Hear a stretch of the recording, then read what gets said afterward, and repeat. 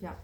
Bueno, hola, buenas noches. Mi nombre es Karen y yo voy a presentar el siguiente tema que se titula ¿Es el deseo prepolítico? Es decir, es una pregunta, ¿no? La presentación.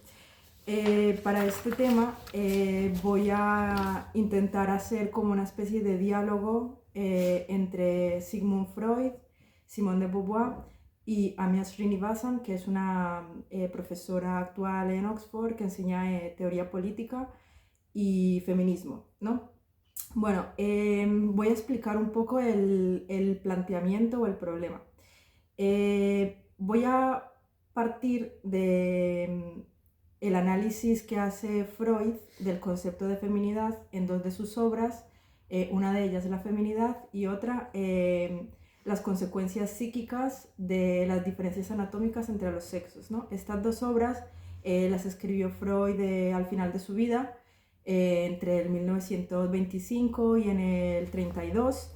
Y bueno, las conclusiones que yo he sacado tras leer estas dos obras es que si bien Freud admite que hay unas fuerzas sociales o culturales que determinan el deseo o la feminidad, ¿no? Él le da más peso a lo biológico y sobre todo a lo que pasa en los primeros años de la vida de los niños, ¿no? Me estoy refiriendo con esto a la fase del complejo de Edipo y sobre todo al momento de la envidia del pene, o sea, yo lo llamo literalmente como lo nombran en la obra, es decir, a esta fase, porque esta fase es crucial sobre todo en la mujer, ¿no? Entonces las conclusiones que yo he sacado tras leer esto es que hay como una especie de destino en el deseo de las niñas y esto viene marcado por este momento primero, que es el momento del descubrimiento de su inferioridad anatómica con respecto al de los niños, ¿no? Es decir, es como que en este momento la niña se da cuenta de su inferioridad y esto tiene unas consecuencias psíquicas que se van a ver a lo largo de la vida, ¿no? Como por ejemplo el nombre en algún momento el deseo de ser dominada o la preferencia por metas pasivas o el ser el objeto sexual, ¿no? Es decir, como que estos primeros años son fundamentales, ¿no? Para lo que luego se va a desarrollar. Ante esta concepción voy a proponer la crítica que hace Simone de Beauvoir, que consiste principalmente en reprocharle a Freud que ponga tanto peso en la biología y sobre todo bueno, hay muchas críticas en Beauvoir, pero una de ellas es esta, ¿no? Que ponga tanto peso en la biología, luego que no se haya interesado de verdad por entender el destino biológico de la mujer, sino que lo haya como calcado del hombre. Como que haya explicado a la mujer siempre en relación con el hombre, no el hombre como la medida de todas las cosas. Otra crítica muy interesante es que Freud, como es psicoanalista y como hace la tradición posterior, parece que al final hay un determinismo psíquico, ¿no? Es decir, es como que la mente, la psique, determina luego la vida de las personas y como que no hay lugar para las elecciones, ¿no? Para el mundo del valor, para la ética, etc. Y por último, y creo que esta es la parte más interesante de la presentación, voy a explicar los argumentos que da Amia Srinivasan en su libro Right to Sex para afirmar que el sexo, el deseo sobre todo, no es algo natural, innato, prepolítico, sino que viene conformado por las fuerzas opresoras de la sociedad, ¿no? Es decir, todos los ismos en los que vivimos, el racismo, el capacitismo, es decir, todos estos sismos al final codifican lo que es deseable y lo que no, ¿no? Bueno, en primer lugar, entonces voy a hacer un análisis muy rápido de la feminidad, ¿no? Este libro escrito en el 1932, ya al final prácticamente de la vida de Freud. En este libro ya viene como que consolidado lo que él entiende por feminidad y bueno, él empieza este libro diciendo que bueno, que para él la feminidad es un enigma, que no sabe muy bien cómo por dónde cogerlo. Entonces también vemos que hay una confusión entre el término sexo y género, ¿no? Es que para él todavía no hay una distinción de lo que es sexo y género. Entonces en los primeros párrafos él dice que, bueno, que lo femenino y lo masculino tienen su explicación en lo biológico, ¿no? Él habla de la célula genésica masculina, que es la activa, que busca el óvulo, que es pasivo, y él dice que este pequeño hecho luego se va a ver en las relaciones posteriores, ¿no? Es como que el hombre es el que sexualmente, ¿no? Es el que tiende a la búsqueda activa, mientras que la mujer es la que espera, ¿no? La que espera, es decir, se va constituyendo como objeto, ¿no? Entonces, por eso digo yo que, bueno, que aquí es como que Freud explica la sexualidad a partir del hombre masculino, ¿no? De hecho, la frase esta famosa de Protágoras que dice el hombre es la medida de todas las cosas, aquí podríamos decir lo mismo, es decir, el hombre masculino es la medida de todas las cosas. También dice Freud explícitamente bueno, que en la mujer hay un deseo de ser dominada, hay una predilección por todo lo pasivo, etc.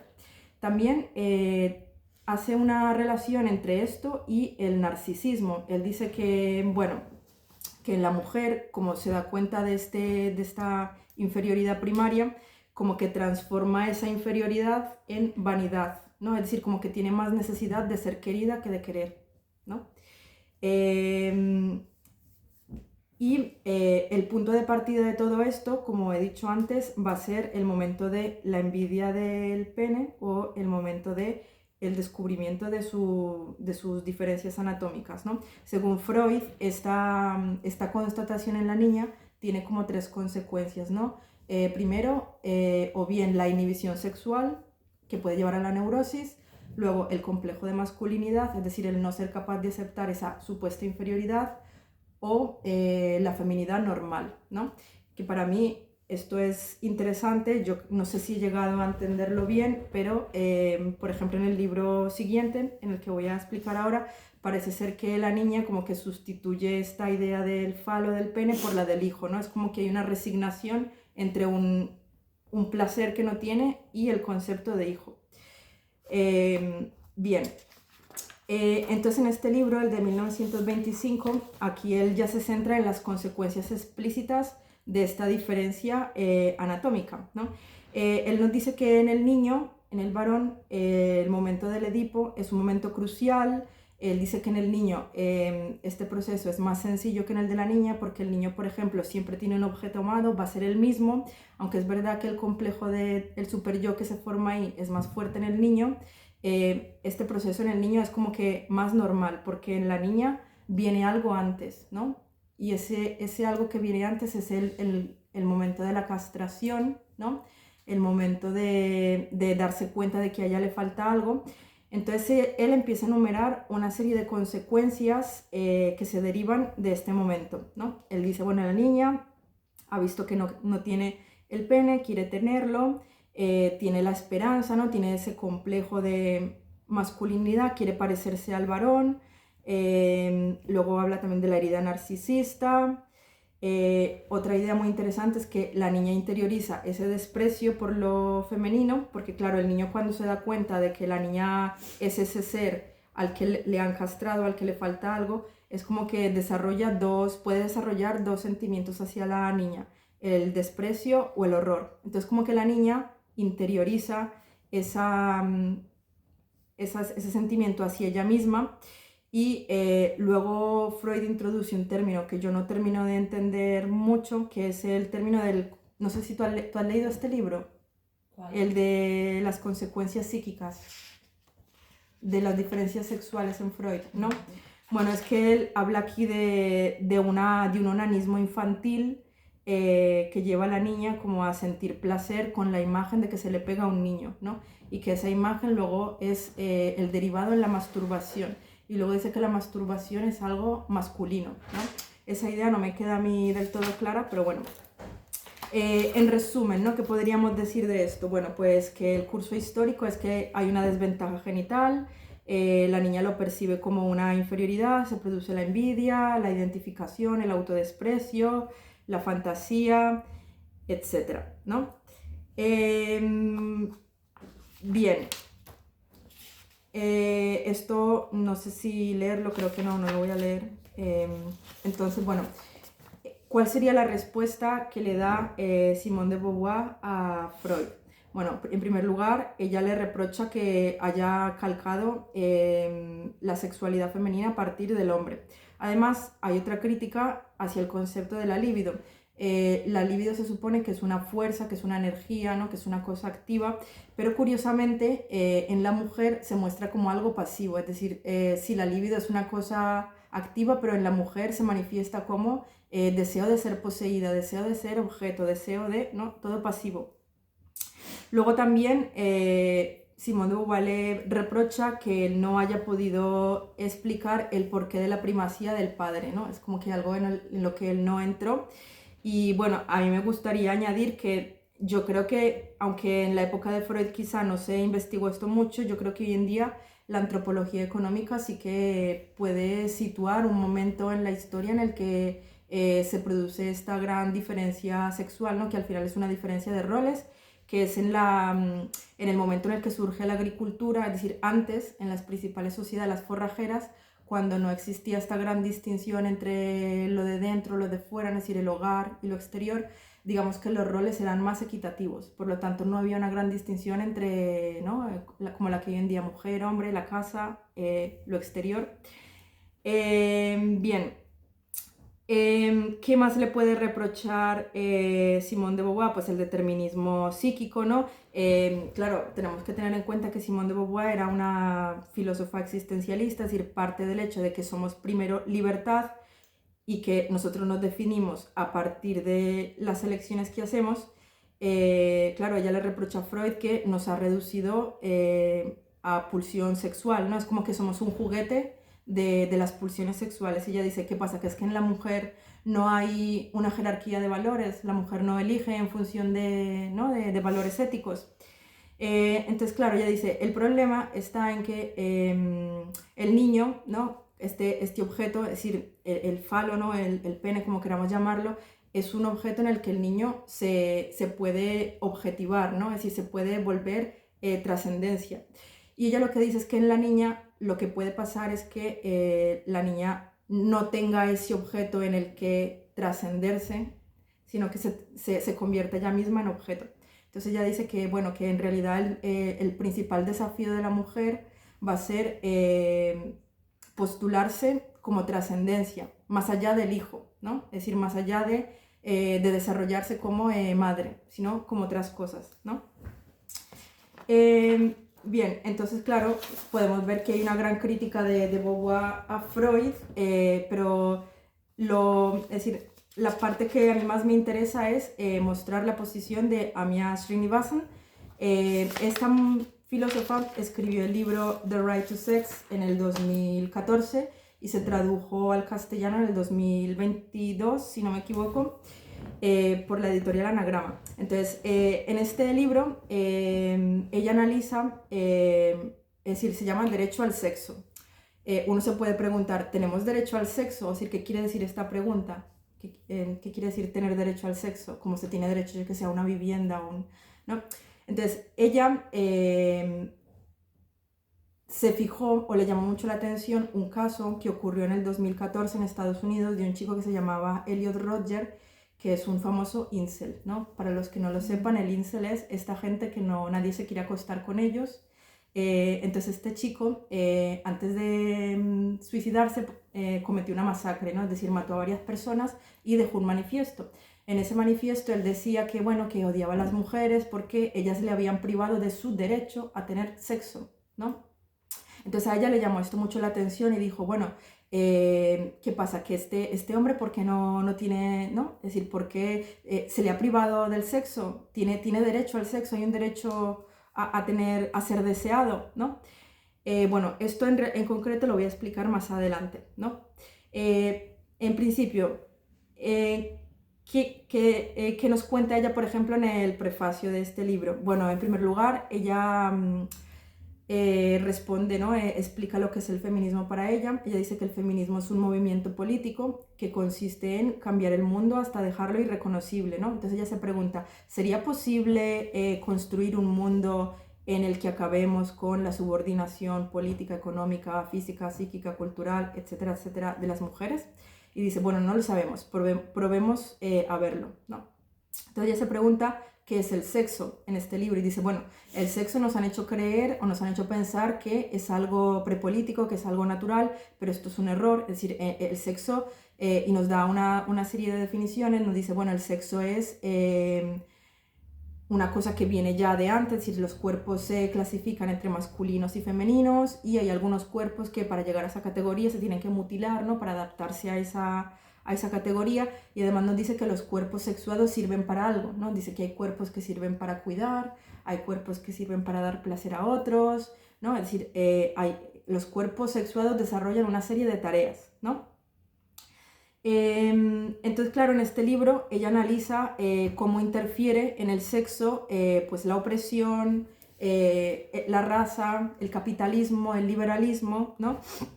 Entonces lo que me interesa mostrar es que ella se aleja mucho de Freud, porque es que en realidad el peso que tiene esa fuerza opresiva es mucho más fuerte que lo que puede ser la biología, ¿no? O lo que pueden ser los primeros años de vida, ¿no? Por ejemplo, en el caso de los incel, porque hay personas que se quedan fuera del mercado sexual, perdón por decir mercado, o se quedan fuera de la esfera sexual, ¿no? Es decir, este chico, por ejemplo, el asesino que mató a estas personas, él tenía unas características físicas, ¿no? Es decir, era bajito, tenía pues rasgos asiáticos, no era atractivo, ¿no? Es decir, según un estándar de belleza. Entonces, a esta persona se le ha privado, ¿no? De ser deseado. Se pregunta a ella, ¿por qué? ¿No? Pues porque hay unas fuerzas detrás que dicen lo que es follable y lo que no, ¿no? Por eso cuando hablamos de follabilidad, no hablamos de una follabilidad natural, sino que hablamos de una follabilidad determinada por lo que la sociedad dice lo que es follable y que no, ¿no? Entonces, bueno, yo he cogido 3 capítulos de esta obra. La primera, la conspiración contra los hombres. En este capítulo, Amia se pregunta por las violaciones, ¿no? Es decir, la violación, ya sabemos, un hecho en el que no hay un sexo consentido, sino que suele ser un hombre el que toma a la mujer como producto para desarrollar o para satisfacer su placer. Entonces, en el tema de las violaciones, ella hace como un análisis interseccional. Ella sobre todo coge Estados Unidos, Inglaterra y la India, que son los países que a ella más le afectan por su historia vital. Y, por ejemplo, en el caso de las violaciones, dice, se ha probado, bueno, ella se va a las estadísticas, ¿no? Se va a los datos y dice, son un dato muy inusual, una violación falsa, ¿no? Una acusación falsa, es un dato muy inusual, pero sin embargo tiene un gran peso en la mente de las personas, ¿no?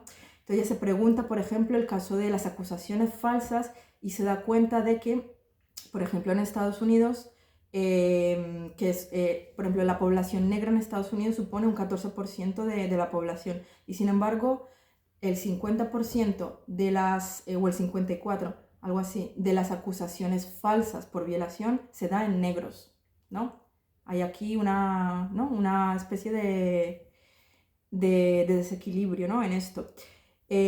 Claro, entonces aquí se puede ver es decir, hay una interferencia, ¿no? de la raza en esto. Es decir, ¿por qué a los negros pobres se les acusa más falsamente de violación, ¿no?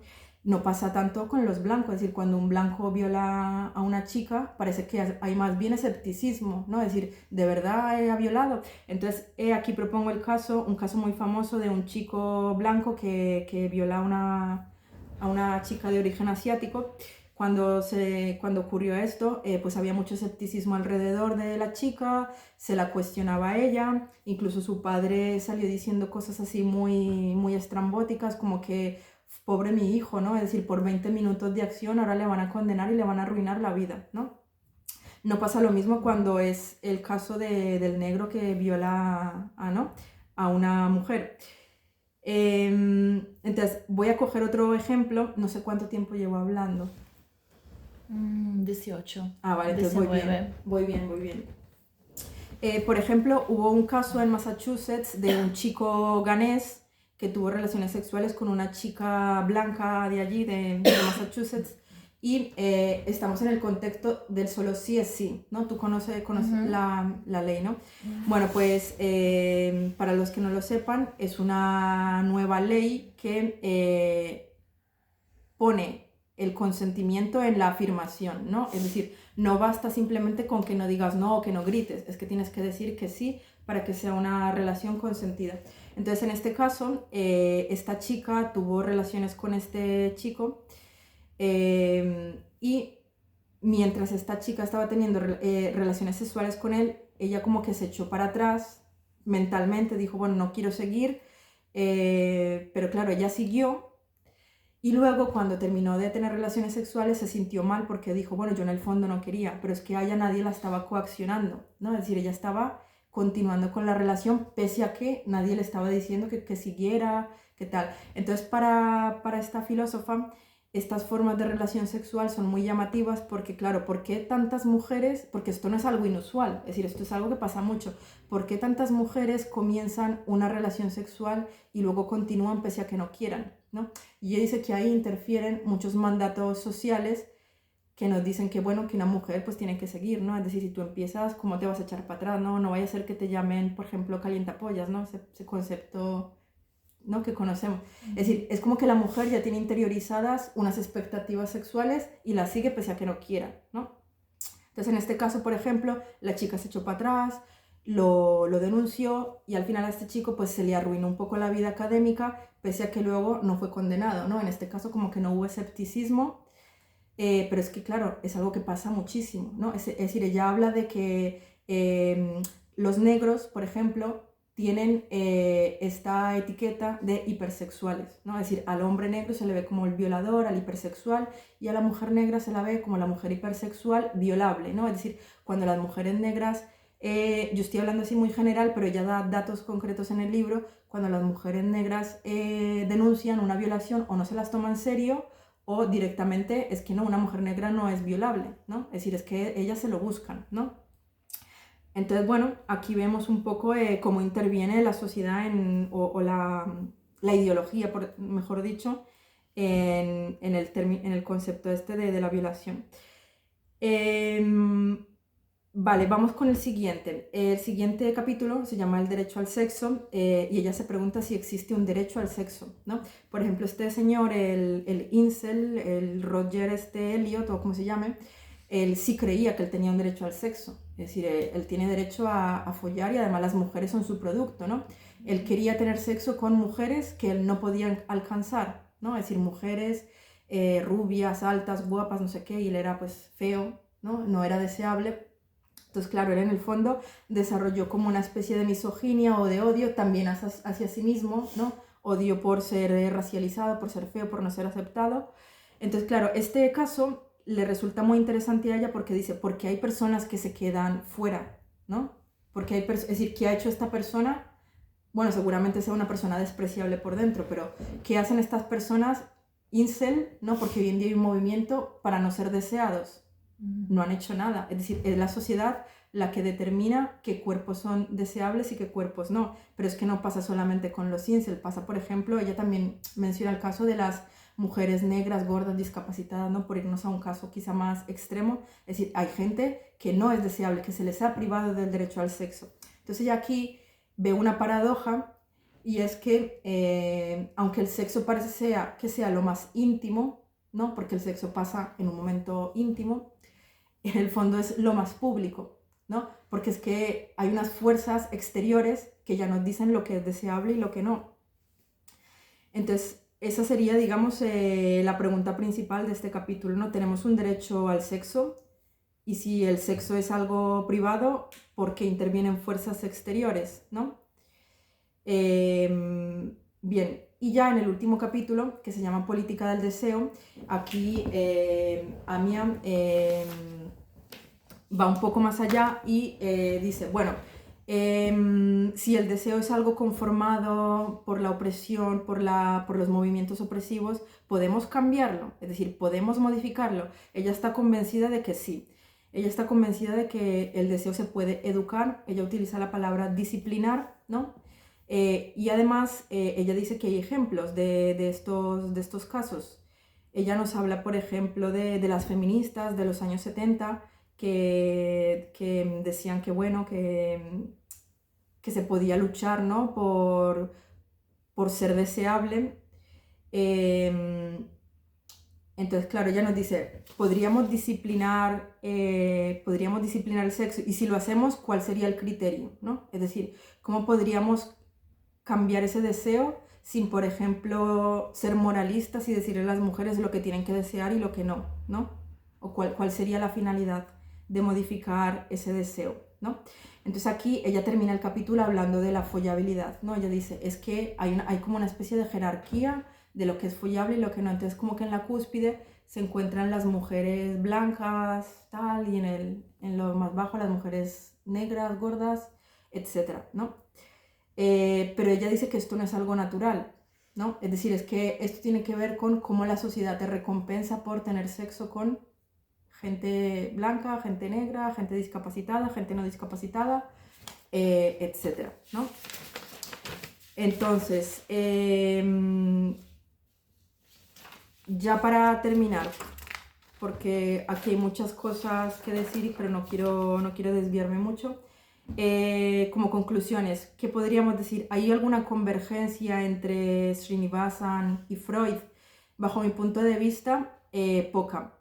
Es verdad que coinciden en que, por ejemplo, en el caso de Freud, él admite en que los primeros años son fundamentales, ¿no? La diferencia anatómica y sobre todo los primeros años de vida, pero él en algún momento afirma que las fuerzas sociales implementan, ¿no?, ciertas características en las mujeres y en los hombres. Pero a mí me parece que en el caso de Srinivasan, ella le da mucho más peso a lo social, a lo político, ¿no? Ella cree que es más lo político lo que determina lo que es deseable y lo que no. Y por último, ¿qué interrogantes podríamos sacar de esta reflexión? Bueno, en primer lugar, ¿cómo sería posible disciplinar o modificar nuestro deseo?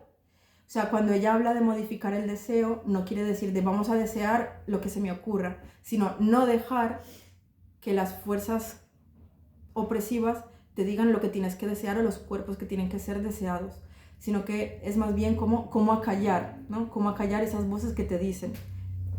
Y luego, ¿cuál sería el criterio para disciplinar nuestros deseos, ¿no?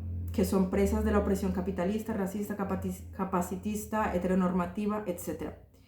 Luego otra pregunta que podríamos plantear es, ¿tenemos derecho a ser deseados? Es decir, si el deseo, el sexo es algo privado, pero al mismo tiempo se configura por fuera, ¿cómo podemos, no? A mí esto me parece que lo podemos relacionar con el tema del liberalismo y de la pobreza, ¿no? Es decir, si una persona es pobre, un liberal puede decir, bueno, usted es pobre, pues póngase a trabajar, ¿no? Pues lo mismo pasa aquí, ¿no? Si usted no es deseado, pues consiga deseabilidad. Claro, pero es que si la deseabilidad ya viene determinada, ¿no? ¿Cómo podemos hacer justicia a esta gente que se queda injustamente fuera de lo deseable? Y yo creo que por mi parte he terminado. Si ustedes tienen preguntas, estaría encantada de escucharles. Muy bien. No, pero si quieren plantear las preguntas que aparezcan para Andrea. A ver, ahora no se me ocurre. Creo que estoy digiriendo. Vale, pues entonces vamos a parar. ¿Cuánto tarda? 28. Ah, mira.